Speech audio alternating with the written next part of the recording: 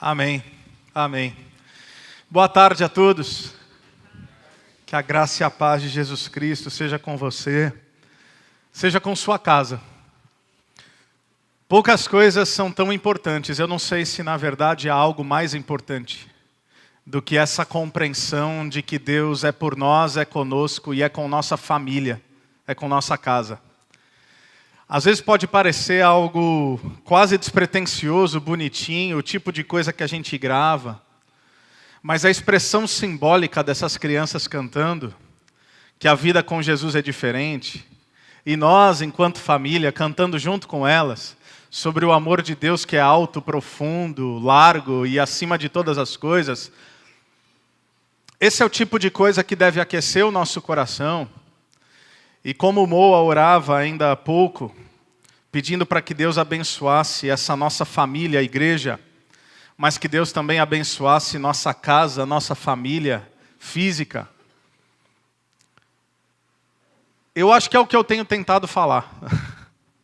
Ao longo de todos esses anos, é o que eu tenho tentado falar nessa série que eu tenho chamado de Vivendo como Discípulos de Jesus em um Mundo Hostil. E é o que eu vou tentar falar hoje, quando a gente falar sobre casamento.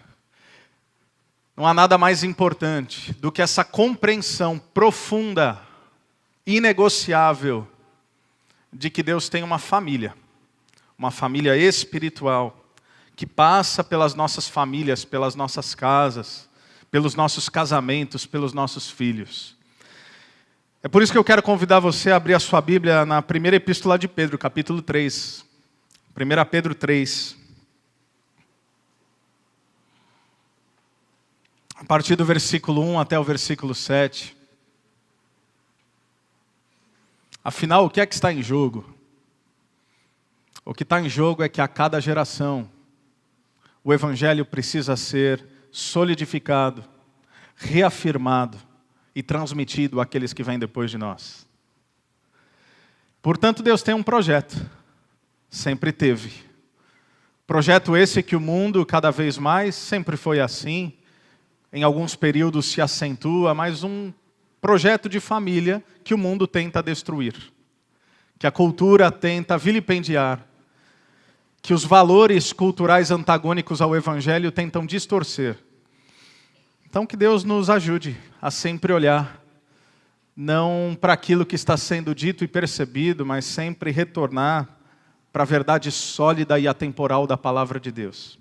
1 Pedro capítulo 3, a partir do versículo 1 até o versículo 7, a palavra de Deus diz assim: Do mesmo modo, mulheres, sujeitem-se aos seus maridos, a fim de que se alguns deles não obedecem à palavra, sejam ganhos sem palavras, pelo procedimento de sua mulher, observando a conduta honesta e respeitosa de vocês.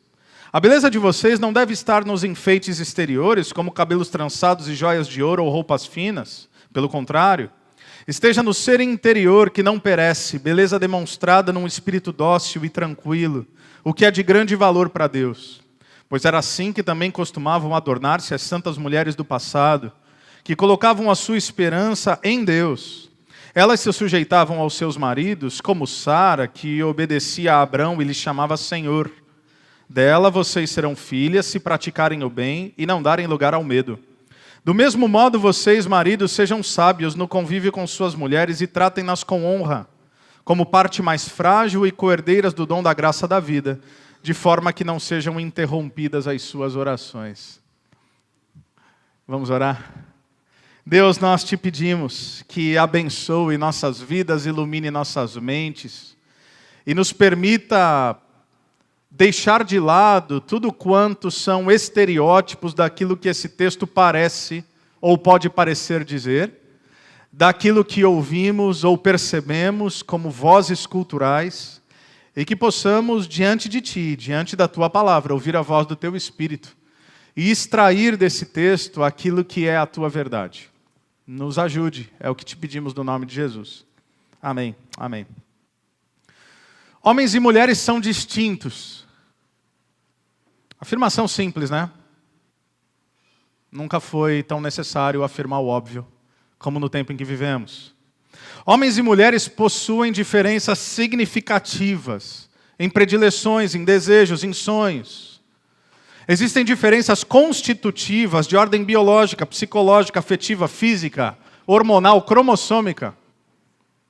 É interessante que no tempo em que vivemos, são agora os cristãos que têm que defender a ciência. São os cristãos que têm que afirmar aquilo que nos é óbvio. Homem é homem, mulher é mulher. No entanto, a cultura moderna, sobretudo na pós-revolução sexual, década de 50, 60 e 70, século passado, tenta dizer que não. Tenta dizer que, por exemplo, os gêneros são construções sociais fundamentadas em relações de poder, onde em uma sociedade machista e patriarcal estabelece o poder do homem sobre a mulher, fazendo com que ela, então, inferiorizada, não saia jamais dessa posição. Eu não vou negar que isso não possa ter alguma verdade em algum momento, em algumas culturas, em alguns aspectos. Mas não que os gêneros são meras construções sociais.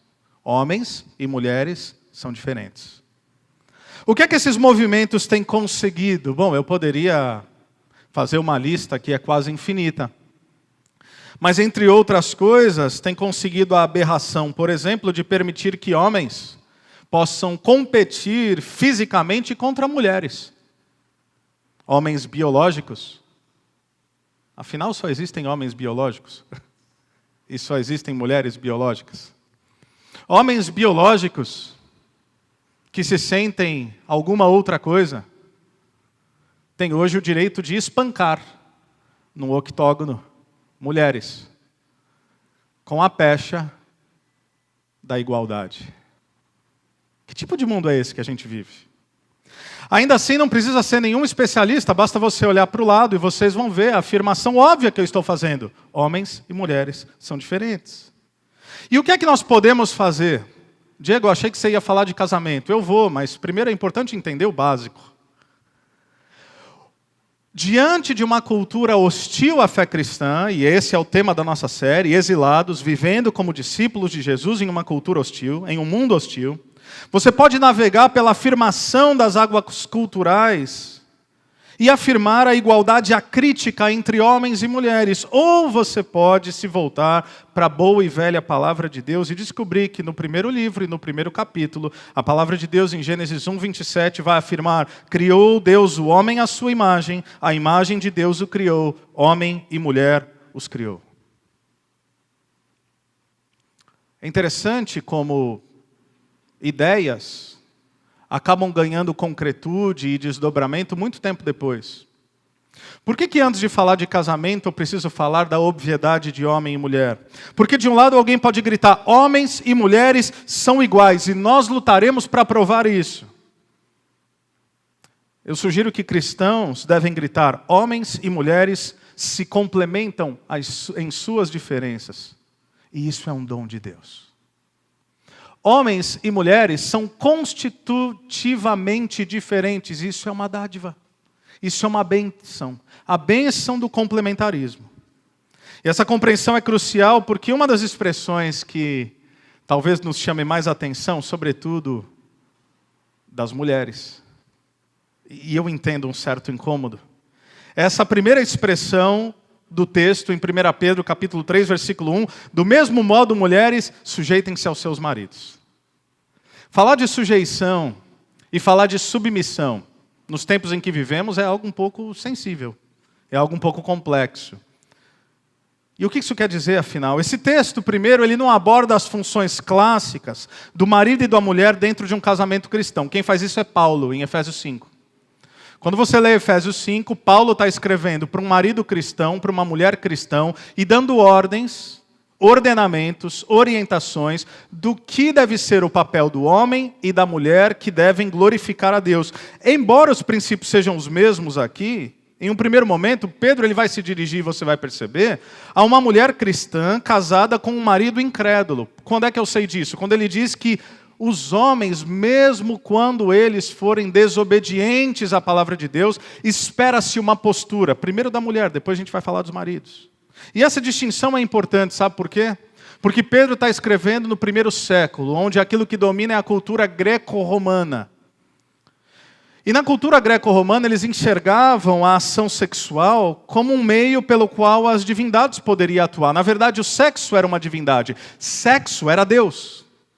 A deusa do amor, Afrodite, a deusa da fertilidade. No panteão romano, assim como no Olimpo grego, existiam diferentes divindades, a divindade acerca da festa, a divindade acerca da guerra, a divindade acerca da fertilidade, a divindade acerca do sexo.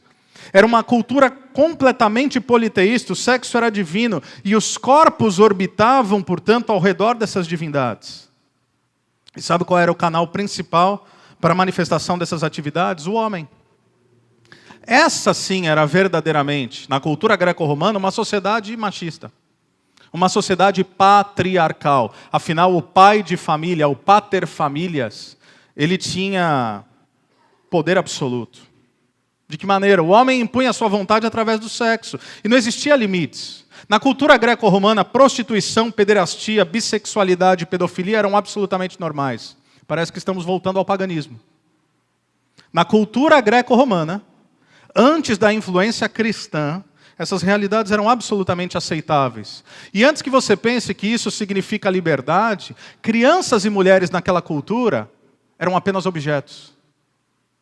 Crianças e mulheres poderiam ser possuídas pelo homem. Se um homem tinha uma serva, ele poderia possuí-la sexualmente. Se um homem tinha um servo, um escravo, e ele tinha uma filha, não importasse qual idade, se ele assim desejasse, ele também podia possuí-la.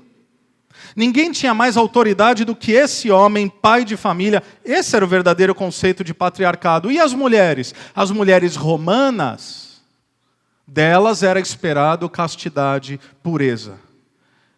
É a mulher que vai ficar em casa.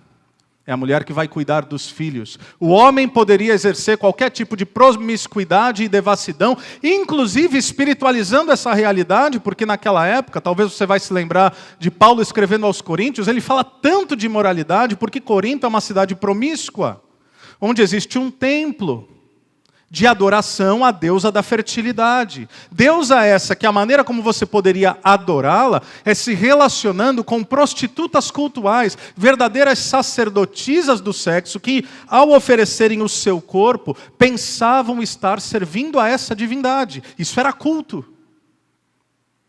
É difícil imaginar uma cultura assim. Sabe o que acontece? Vem o cristianismo e muda tudo. Em uma sociedade onde mulheres e crianças não valem absolutamente nada. Em uma sociedade promíscua e devassa.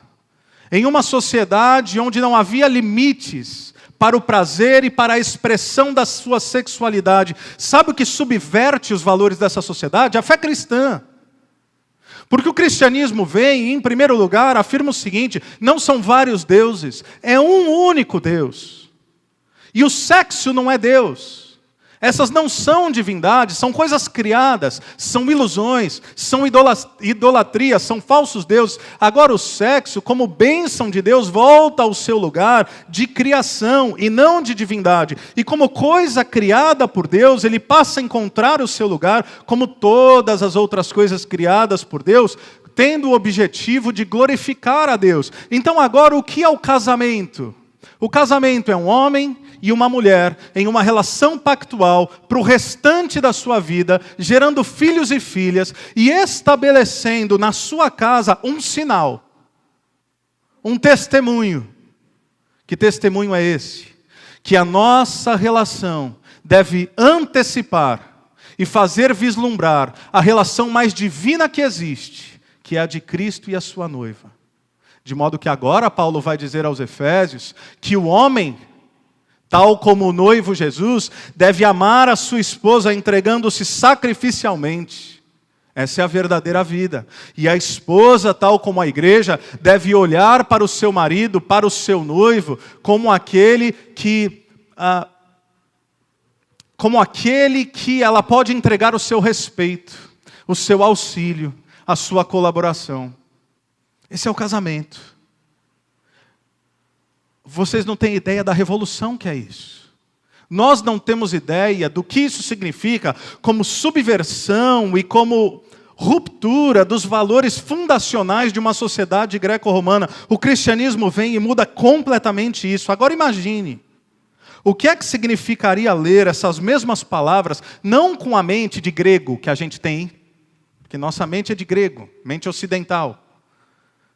Em Campo Mourão, 2023, século 21, homem moderno, que acha que liberdade é fazer tudo aquilo que lhe cabe, que acha que não existem limites, que palavras como sujeição e submissão nos geram profunda agonia. Eu quero que você faça o exercício de voltar ao primeiro século.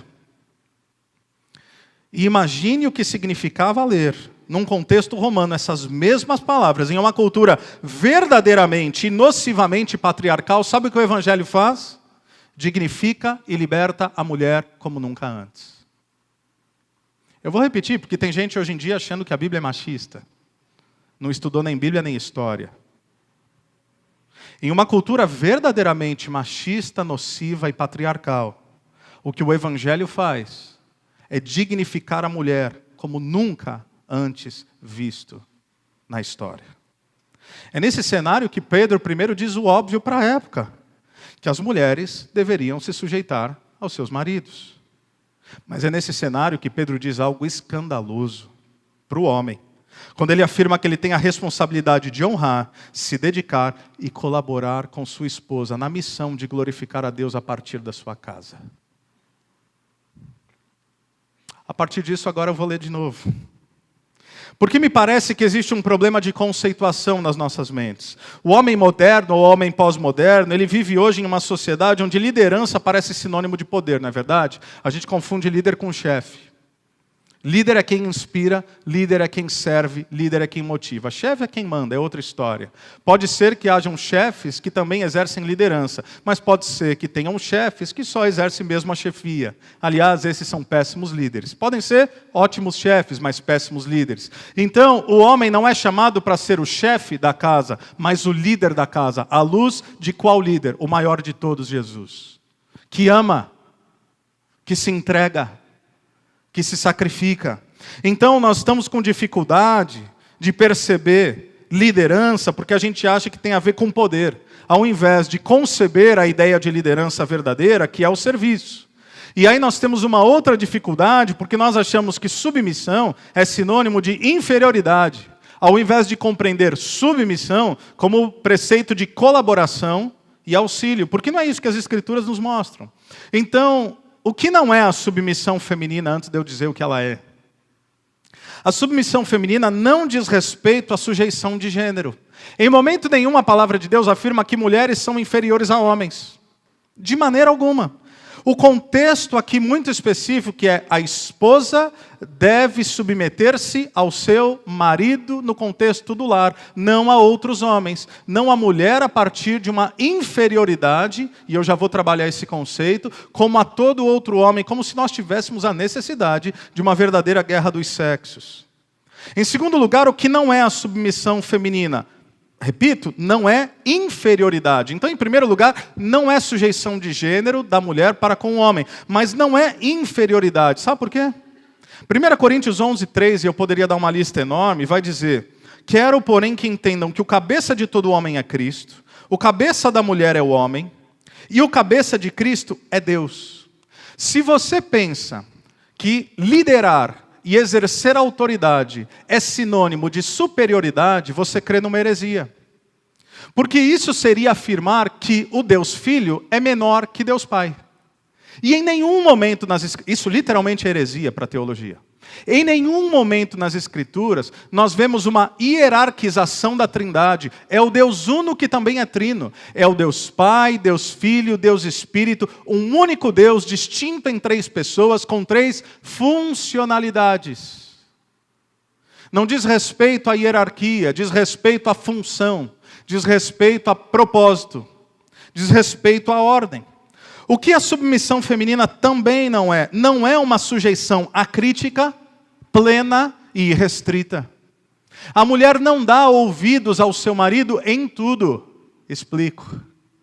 Quando a mulher não dá ouvidos ao seu marido, quando a sua postura não glorifica a Deus, quando a sua postura não é coerente com a fé cristã, quando a sua postura não dignifica o seu próprio papel enquanto marido e pai de família, quando não dignifica o papel da esposa, quando não dignifica o papel dos filhos, ou seja, sempre que o marido de uma mulher cristã, seja ele cristão ou não, estiver em desacordo, em incoerência com a palavra de Deus, não apenas a mulher não deve dar ouvidos e seguir no cumprimento do pecado, mas ela tem a responsabilidade e o dever de dizer ao marido: não. Importa obedecer a Deus e não aos homens. Não é isso que a gente viu no contexto da sujeição às autoridades? Não é isso que nós vimos em relação a outro tipo de sujeição, que é os senhores e os servos? O que é então que Pedro está tentando nos dizer? Pedro está tentando mostrar que o universo tem ordem. Portanto, a sujeição feminina aqui diz respeito à distinção de função e ordem estabelecida por Deus. Ordem como ordenamento, não como hierarquia. Repito, não como conceituação de inferioridade. Deus é um Deus de ordem que estabelece funções claras. Existem dons que cabem ao homem, existem dons que cabem à mulher, existem sinais de masculinidade, existem sinais de feminilidade. Os dois juntos criam esse ser humano, uma só carne, que devem viver para a glória de Deus. Sujeição e submissão bíblica diz respeito à mulher estabelecer uma colaboração na missão de glorificar a Deus. Isso nós vemos desde o início. É por isso que os padrões criacionais, eles precisam ser vistos, redescobertos por nós, porque desde o Gênesis Deus estabelece ao menos, tem outras, mas ao menos 3 expressões de autoridade para o homem. E aqui eu não vou pedir desculpa que Deus estabeleceu autoridade ao homem, esperando que você entenda o que é autoridade, a partir daquilo que eu acabei de dizer. Liderança como exemplo, influência e serviço, e não como aquele que se impõe. Deus estabelece essa ordem. O homem responde a Deus pela sua casa. Ele é o sacerdote do lar. Ele é responsável pela maneira como seu lar e sua família são conduzidos. 3 coisas pelo menos. O homem deveria, antes da criação da mulher, cultivar o jardim, cuidar do jardim e não comer da árvore do conhecimento do bem e do mal. Isso me parece refletir pelo menos 3 realidades. A primeira delas, cultivar o jardim é que nós precisamos desenvolver o ambiente onde nós estamos inseridos. Cuidar de jardim significa essa vigilância contra os perigos desse ambiente. Afinal, onde é que estava o homem quando a mulher foi tentada pela serpente? Não comer do fruto da árvore do bem e do mal nos traz essa ideia de que o homem tinha a obrigação de manter-se obediente ao Senhor. Portanto, ele era livre para fazer quase tudo, mas ele não era autônomo. Liberdade não é sinônimo de autonomia. Liberdade é compreender os limites estabelecidos pelo próprio Deus para que a nossa vida nos vá bem. Obedecer a Deus é acarretar sobre si as suas bênçãos. Desobedecer a Deus é acarretar sobre si a possibilidade do seu juízo. Liberdade é essa compreensão. O homem moderno e o homem pós-moderno acha que ser livre é poder fazer qualquer coisa. Não, isso é algo primitivo. Isso é algo instintivo. Quem é livre não faz aquilo que dá na telha. Porque aquele que faz aquilo que dá na telha é escravo dos seus próprios caprichos, desejos, pulsões e volições. O homem era livre, mas não autônomo. Então, essencialmente, o que o homem recebe? Ele recebe a missão de um mandato cultural, social e espiritual. E aí Deus sabia o que toda mulher sabe. Não é bom que o homem esteja só. Traduzindo, o homem não dá conta da vida sozinho. Deus, na sua sabedoria e soberania, diz: farei para ele alguém que lhe corresponda, alguém que lhe seja semelhante, uma auxiliadora idônea em algumas versões. Então, ele traz a mulher a partir desse humano ser, desse ser humano, dessa humanidade, para quê? Para que ela possa auxiliar o homem, possa colaborar com o homem, para essa mesma missão, para o cumprimento da missão, para que agora juntos, como marido e mulher, como casal, como família, eles possam glorificar a Deus. Diego, existem ainda hoje expressões de machismos, inclusive potencialmente em meio ao contexto cristão, no seu recorte evangélico? Sem dúvida alguma. Existem homens que usam textos como esse para distorcer a palavra e subjulgar suas esposas? Sem dúvidas. Mas deixa eu te dizer uma coisa, 2 erros não fazem um acerto. O antídoto ao machismo não é o feminismo. o antídoto ao machismo é o Evangelho. Então nós não vamos responder às distorções que o pecado gerou a partir de novas conceituações distorcidas. Nós vamos resgatar o valor do ser humano, intrinsecamente gerado à imagem e semelhança de Deus, voltando para o Evangelho.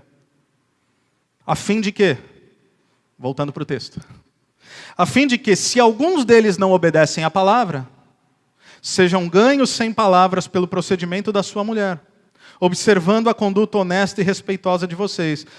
Minhas irmãs, isso é para vocês. Embora o princípio seja válido para toda esposa cristã aqui, o que Pedro está falando, ele faz um recorte. E o caso aqui, muito provavelmente os teólogos vão dizer, de uma mulher que se converteu à fé cristã depois de já estar casada. Então, é o caso de muita gente, ainda hoje. Mulheres cristãs que estão casadas com homens não cristãos. Ou porque ela se casou com um não cristão, já sendo cristã, há casos assim. Ou porque ela converte-se à fé cristã a partir de uma revelação do Evangelho, depois de já estar casada. Qual é a postura agora? Alguém perguntaria para Pedro, pastor Pedro. Pedro era pastor. Pedro, o que eu faço? Eu me converti, o meu marido ainda é esse pater familias. O meu marido é devasso, o meu marido é promíscuo. O meu marido ainda não teve sua mentalidade transformada pelo Evangelho. Traduza para quaisquer implicações que você queira traduzir para a realidade de hoje. Olha, o meu marido ele é boêmio, o meu marido ele passa dos limites do álcool. Chame do que você quiser. Traduza para as realidades possíveis, concernentes ao tempo em que vivemos. O que eu faço? Eu me divorcio desse camarada? O pastor Pedro diria não. O que eu faço? Eu prego até abrir a cabeça dele e ele entender? Pedro diria não. Porque você já reparou, porque crente chato só gera maior hostilidade. E quantas mulheres eu já conheci com a melhor das intenções, com perdão da expressão aqui desse púlpito, que infernizaram a vida dos seus maridos e não conseguiram absolutamente nada no sentido de aproximação do Evangelho, a não ser gerar um estereótipo equivocado ainda maior. Do cara falar, eu não piso nessa igreja, e do cara ter raiva de igreja, e do cara ter raiva de crente, e do cara ter raiva de pastor. Mulheres que se enfiam dentro da igreja porque acham que aquilo significa servir a Deus, quando na verdade, quem sabe, elas estão negligenciando na sua casa e dando um péssimo testemunho. Pedro diz, você não vai vencê-lo pelo cansaço, e você não deve abandonar essa relação. Sabe o que você deve fazer? Você deve evidenciar no cotidiano uma vida verdadeiramente transformada pelo Evangelho de Jesus Cristo. É isso que ele chama de ganho sem palavras. Ao te ver, ao te perceber, seu marido vai notar que existe algo diferente. E eu sei que de repente não, sou pastor de vocês.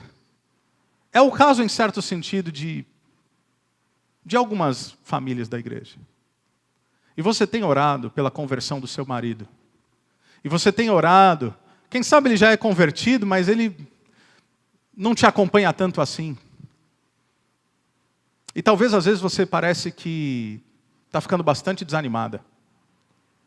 Não é pelo cansaço, não é pelo muito falar, não é por um senso de superioridade como alguém que agora diz, eu entendi a verdade, você não. É pelo testemunho amoroso, respeitoso e auxiliador, para que esse marido incrédulo possa olhar para essa esposa, algo aconteceu, algo mudou. Evidenciar no cotidiano uma vida verdadeiramente transformada pelo Evangelho, não há nada mais belo do que isso. Eu preciso abrir um parênteses e dizer que Pedro não está endossando o casamento misto. Jovens, principalmente a vocês, moças e rapazes, não entrem nessa. Não namorem com não cristãos. Porque namorar deve ter o objetivo do casamento. E você não deve se casar com um não cristão. E antes que você pense, será que o pastor está falando comigo? Não, eu estou falando com todos vocês. Assim como eu vou falar com todos vocês, ou todos os outros que estiverem aqui no segundo culto. O nome disso é julgo desigual. Isso é pecado. Perdão da sinceridade, além de ser tolice. Muita tolice. Mas pastor, ele não pode se converter, ela pode se converter? Pode. Mas eu não contaria com isso. Já é difícil, às vezes, casado com um cristão, né? Imagina essa outra realidade. Eu já vi dezenas de vezes, meus irmãos, e quanto mais tempo passa, mais a gente percebe que algumas coisas são tão óbvias, né? Como, por exemplo, olhar para a palavra de Deus e perceber que quando ela descredibiliza o julgo desigual, é porque a gente tem que ouvir mais a voz de Deus do que a voz do nosso próprio coração. Porque eu já vi dezenas de vezes casais diferentes, namorados e noivos, afirmando assim, não, eu gosto de ir lá, eu frequento junto com ele, eu frequento junto com ela. Casou, acabou, meu amigo. Não é ninguém que me contou, não. Acabou. Por quê? Porque depois que casou, não, cada um tem sua religião e agora você tem que me respeitar. Eu já vi dezenas de vezes. É possível isso mudar? É possível, mas é improvável. E eu creio que nós precisamos fazer algumas perguntas a nós mesmos nesse assunto. A minha vida tem como finalidade última a glória de Deus? Sim ou não?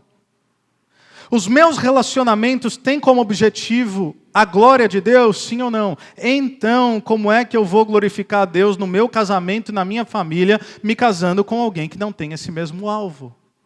Simples assim. Não precisa ser nenhum gênio para entender isso. Não precisa nem ser teólogo para entender isso. Mas, pastor, isso é muito radical. Bom, quando foi que eu te disse que o Evangelho não era? Quando foi que Jesus disse que o Evangelho não era?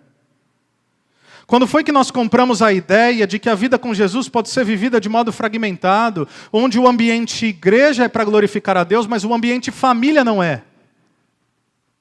Quando foi que nós percebemos ou nos convencemos de que eu tenho o ambiente religioso como uma realidade adjacente à minha vida, ao invés de perceber que todas as áreas da minha vida pertencem ao Senhor? O meu trabalho, o meu dinheiro, o meu tempo, o meu casamento, os meus filhos, tudo é de Deus. Quando foi que nós não percebemos as palavras de Jesus, e também poderia citar várias, mas como, por exemplo, ele diz, todo aquele que quiser vir após mim, negue-se a si mesmo. Quem não é por mim é contra mim. Quem comigo não ajunta, espalha.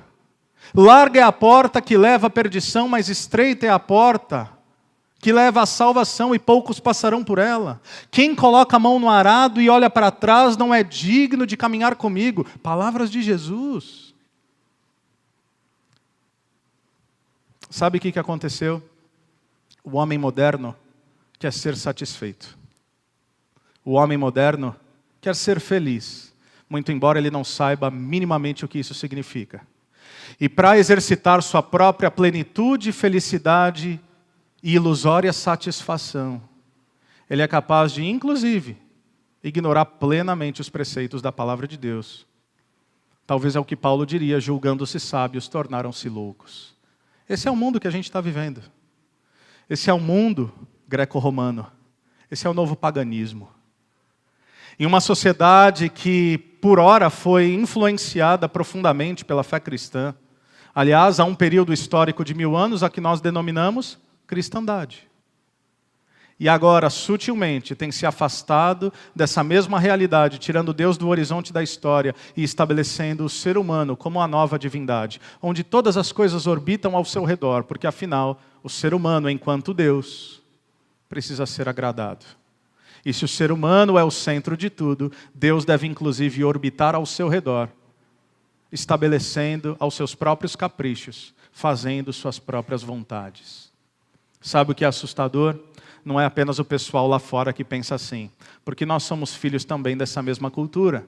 E essa mentalidade pode pouco a pouco nos perverter, mesmo quando nos dizemos discípulos de Jesus.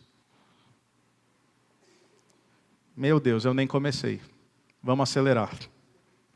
A beleza de vocês não deve estar nos enfeites exteriores, versículos 3 a 5. Naturalmente, o que Pedro não está recriminando aqui é a beleza, o adorno e o autocuidado, tá, mulheres? Por favor. Seus maridos ficariam muito entristecidos se vocês entendessem isso. Minha mulher não está aqui nesse primeiro culto, ela estará no segundo e eu vou repetir isso. Essa não é a ideia. Não é que as mulheres não podem se cuidar, não devem se adornar, não devem preocupar-se com a estética. O que ele está falando é que existe uma beleza ainda mais sublime. O que ele está dizendo também deveria ser óbvio, mas diz respeito a conteúdos internos, uma beleza incorruptível, imperecível. Eu vou completar 16 anos de casado daqui a poucos dias, ainda no mês de julho, dia 28 de julho. Minha esposa está cada vez mais linda.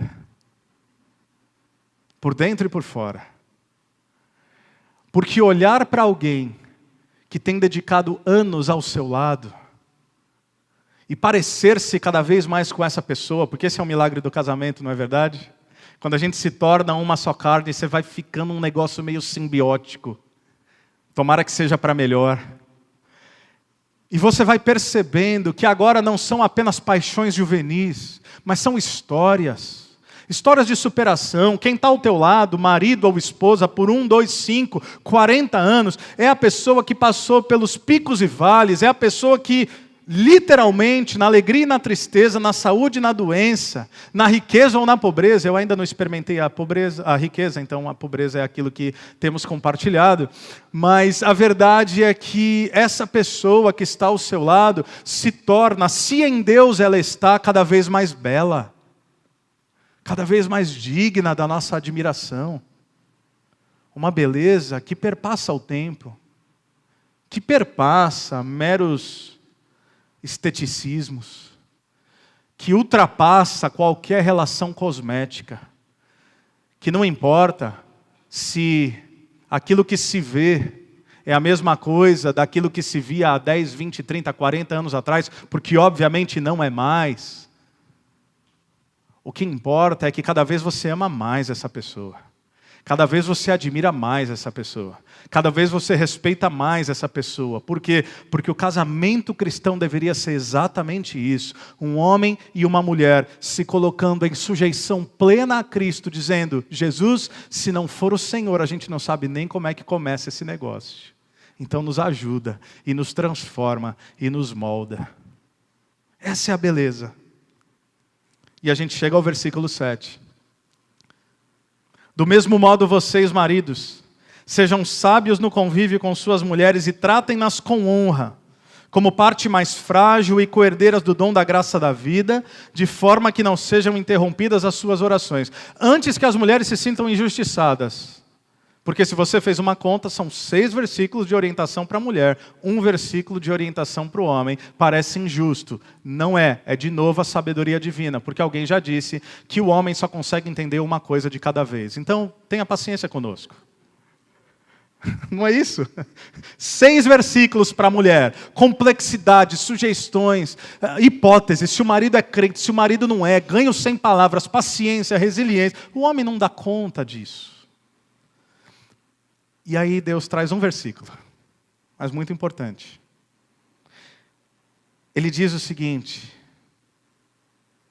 você precisa exercer sabedoria no convívio com a sua esposa. Você precisa honrá-la. Você precisa exercer o cuidado como reconhecimento de suas fragilidades. E você precisa entendê-la como coerdeira da salvação. Porque se você não fizer nada disso, não importa o verniz religioso que você sirva, suas orações não passarão do teto. Olha a seriedade disso.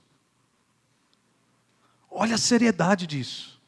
Você percebeu que ele não falou isso para a mulher? Que se ela falhar, as orações não passam do teto? Que as orações são interrompidas? Princípio de autoridade. O homem, como líder espiritual da casa, ele é responsável. É por isso que em aconselhamentos, via de regra, eu sou mais duro com o homem. Não que as mulheres não cometam seus erros na relação conjugal, mas no fim, e em última instância, desculpa, homens, te dar essa notícia, a culpa é sempre do homem. Eu não estou fazendo média com as mulheres, estou falando seríssimo. Se sua família falhar, a culpa é sua. Se seus filhos falharem, a culpa é sua.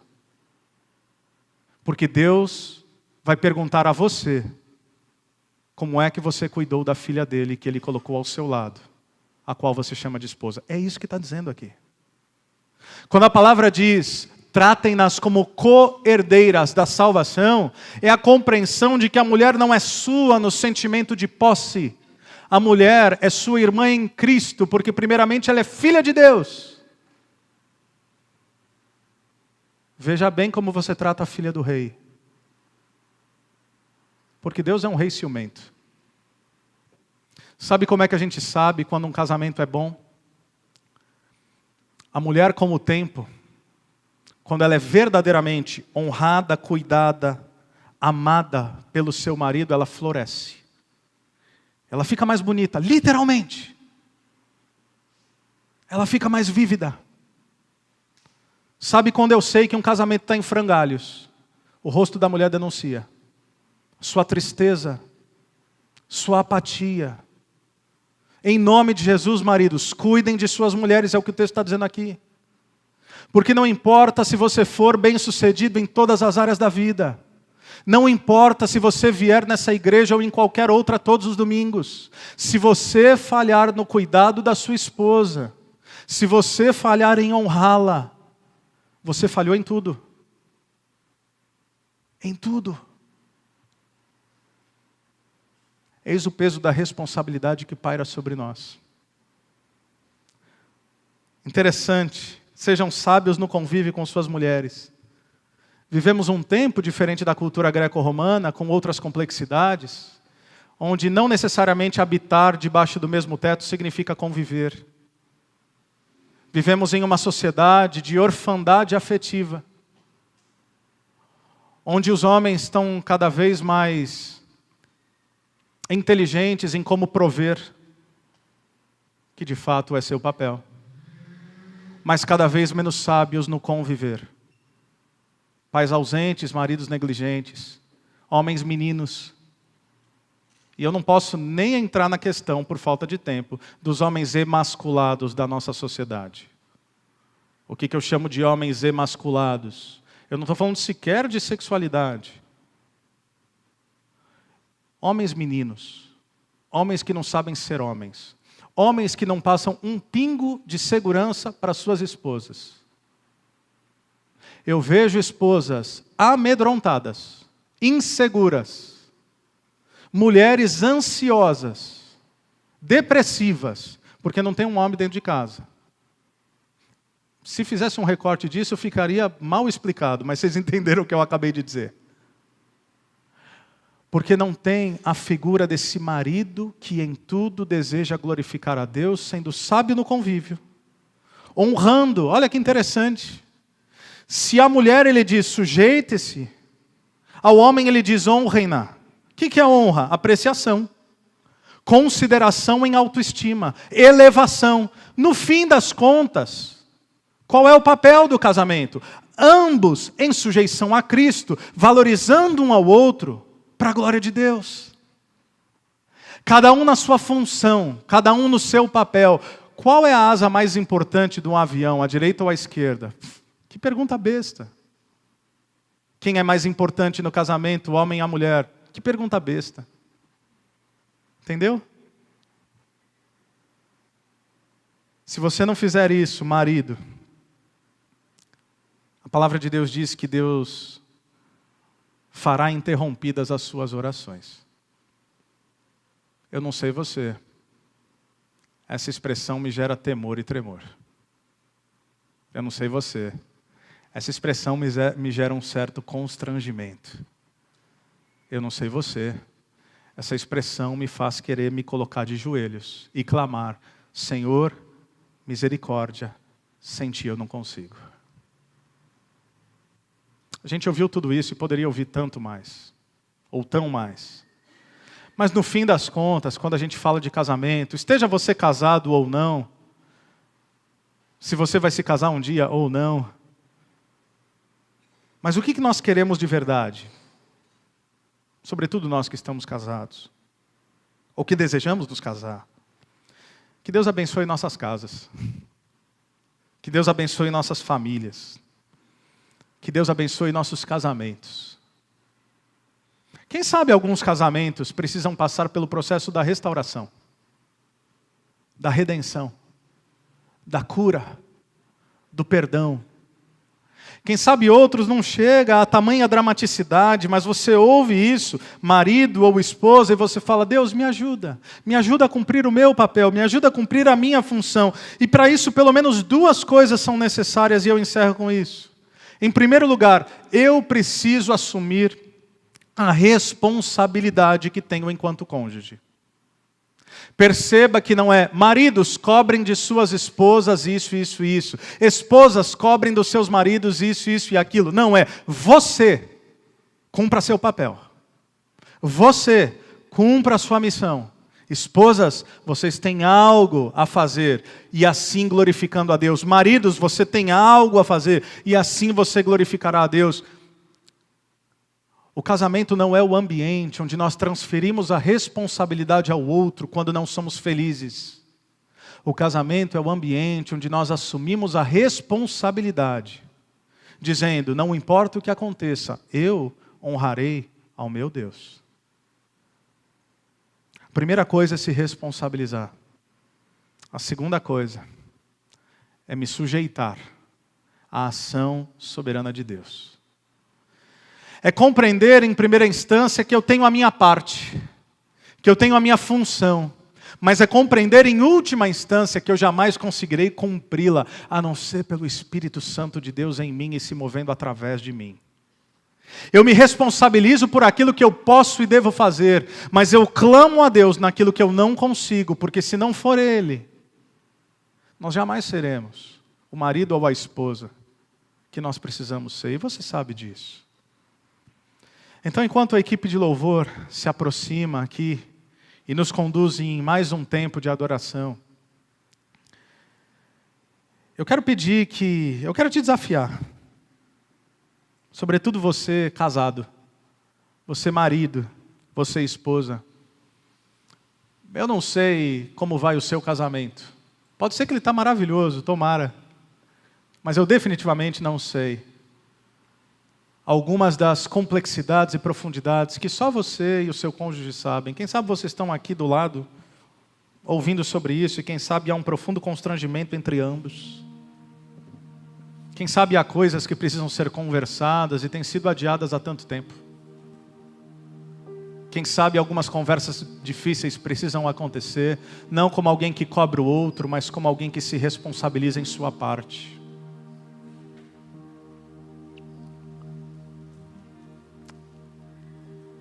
O que nós queremos mesmo é que Deus abençoe nosso casamento.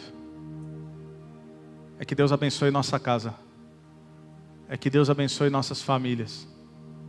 E nos ajude a cumprir aquilo que somente Ele pode fazer em nós. Se essa é a sua oração, marido, esposa, eu queria pedir para você ficar de pé nesse momento. Eu quero orar com você.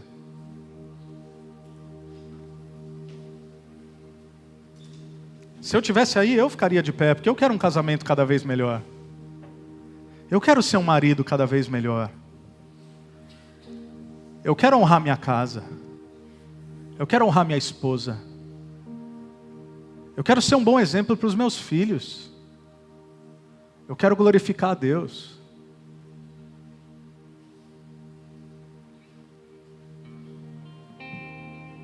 Só você sabe como um sermão desse pode se transformar nesse momento em oração no seu coração.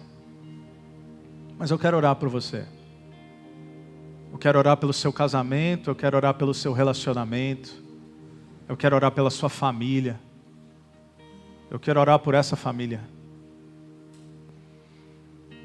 Porque, como aquilo que eu disse no início, no Império Greco-Romano, em uma cultura completamente distorcida, o que mudou o mundo foi o Evangelho.